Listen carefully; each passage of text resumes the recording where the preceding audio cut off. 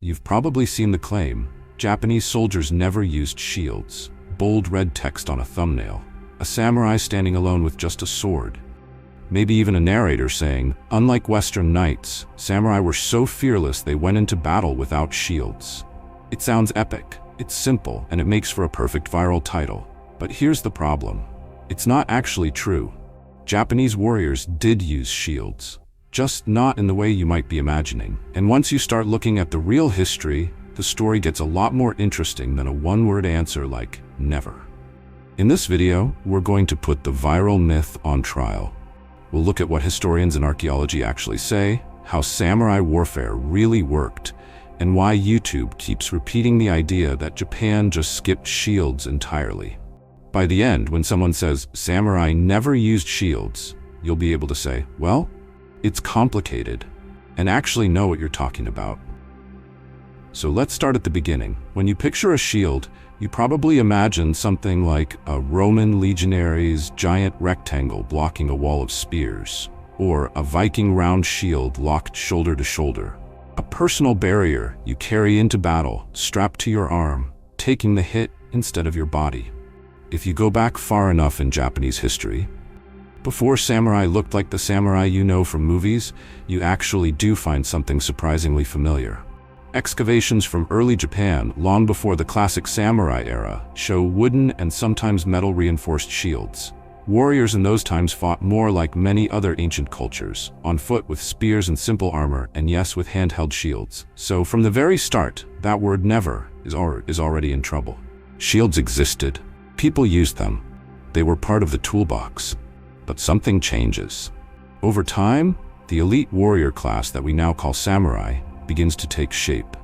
And their way of fighting is very different from the shield wall style you see in Europe or the Mediterranean. Imagine the battlefield not as a tight wall of infantry, but as a chaotic, shifting space where mounted archers ride out loose arrows and wheel away. Early samurai warfare, especially in the Heian and Kamakura periods, put a huge emphasis on fighting from horseback with a longbow. Now, try to picture that. You're on a horse, you're controlling the reins, and you're drawing a powerful longbow that needs both hands and a full range of motion. Where exactly would you put a big, heavy shield? The answer is you wouldn't. Instead of carrying protection in the hand, Japanese warriors started to wear their protection on their bodies. This is where the iconic lamellar armor appears. Layers of lacquered scales laced together, covering the torso, shoulders, thighs, and sometimes more. Little by little, the shield stops being something you hold and becomes something you wear. This is one of the first big reasons historians give for why handheld shields faded. The role they played was being absorbed into the armor itself, especially for elite mounted warriors. Your armor becomes your shield. But that doesn't mean shields disappeared from the battlefield. They just changed shape and job. Think of a shield not as an object, but as a concept. A thing that stands between you and incoming death. That thing doesn't always have to be on your arm. It can be a wall, a barricade, a big wooden panel stuck in the ground in front of you. Enter the tate and similar freestanding shields. On Japanese battlefields, soldiers would plant large wooden panels in the earth. These weren't carried into close combat like Viking shields. They were placed in lines, turned into makeshift walls, or set up to protect archers and later gun crews. If you imagine a field of tall wooden planks with arrows raining down and soldiers crouched behind them firing back, you're much closer to how shields often looked in samurai warfare. They weren't strapped to the arm. They were part of battlefield engineering. So already, history is showing us a much more flexible idea of protection. Armor on the body, shields in the ground, fortifications thrown together on the spot. Now let's talk about that armor, because in many ways, samurai armor is the invisible shield that the viral thumbnails never mention. Classic samurai armor, especially in the earlier periods, wasn't just decorative. The large shoulder guards, called osode, didn't just look cool on paintings. When a samurai turned slightly sideways, those big plates acted almost like a shield, helping cover the side of the body facing the enemy. Over time, the armor evolves. As warfare changes and firearms arrive, Japanese armor becomes more solid, shifting from small scales to larger plates, sometimes even tested against bullets. You get suits designed to resist not just arrows and swords, but gunfire. Now think about it from the warrior's perspective. Your whole body is wrapped in protection. Your chest, back, shoulders, arms, and legs are covered with plates. You're wielding a spear, naginata, or long sword with both hands. Your formation is supported by freestanding shields and earthworks. In that world, how necessary does a separate handheld shield feel? It still might have its uses in some situations, but it's no longer obviously essential. Not in the way it was for a Roman infantryman standing shoulder to shoulder in a shield wall. This brings us to another big piece of the puzzle: weapons and tactics.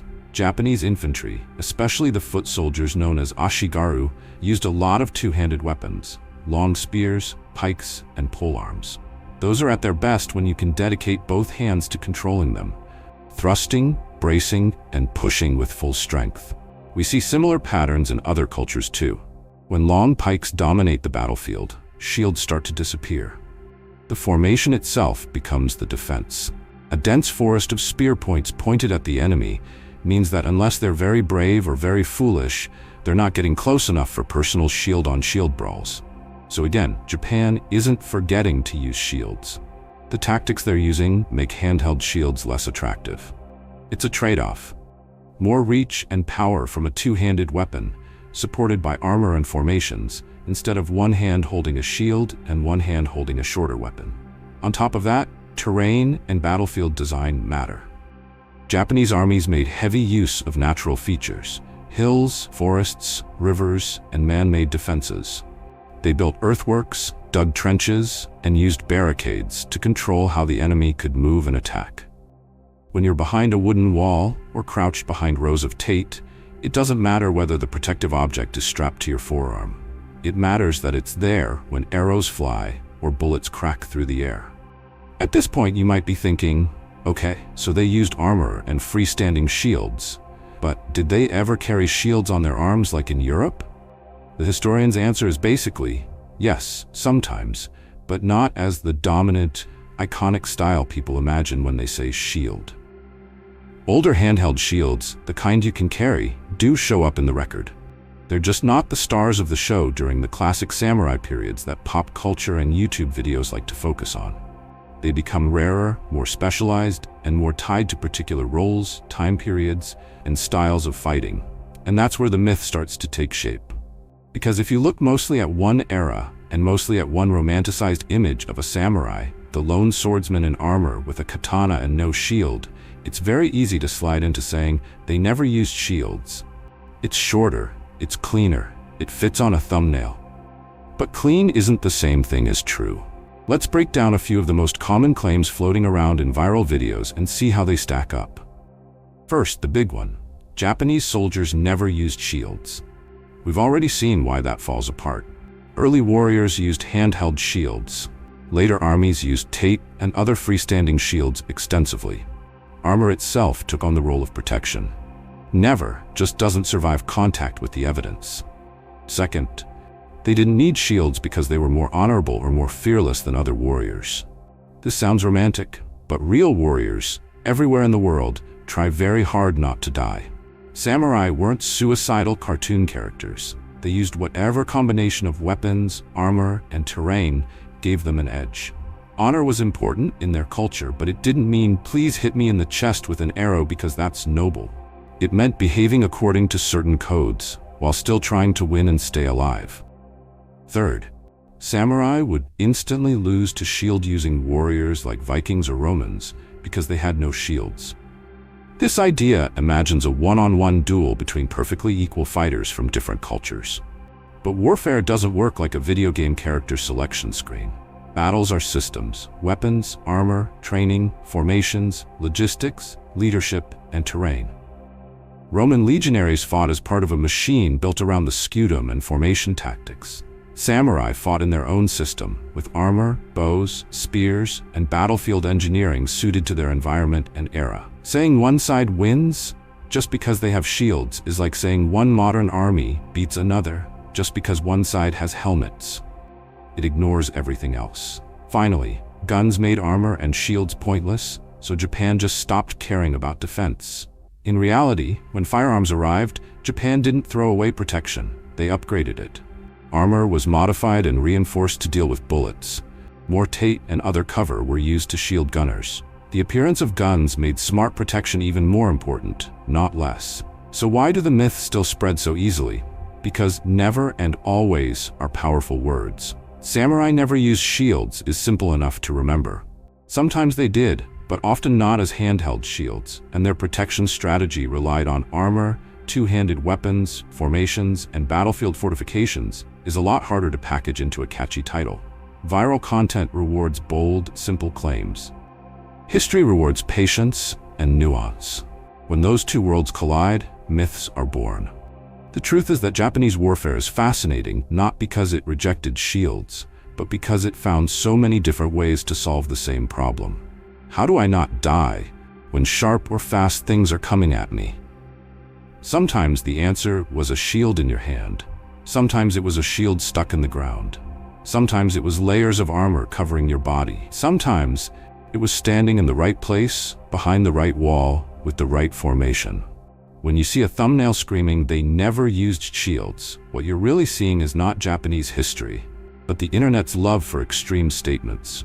So the next time someone confidently declares that samurai always fought without shields, you'll know what to ask.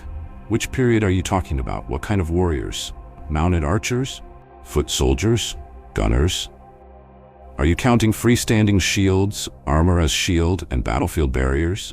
Because as soon as those questions are on the table, the myth starts to crumble. And that's the bigger lesson here. It's not just about shields. It's about how we learn history in the age of viral content. If a video simplifies 1,000 years of warfare into one word like never, it's probably trading accuracy for clicks. Real history is messier, stranger, and far more interesting. If you enjoyed digging into the real story behind this myth, here's what you can do next. Tell me in the comments which samurai myth you want to see challenged in a future episode. Do you want to know whether katanas really cut through armor? Whether ninja actually dressed in all black? Or whether samurai followed their code of honor the way movies say they did? Pick your favorite myth, drop it below, and I'll turn the most requested ones into full videos. If you like history that doesn't just repeat viral claims, but actually questions them, consider subscribing and turning on notifications so you don't miss the next deep dive. Thanks for watching, and remember, the real past is always more complex and usually more badass than the simplest myth.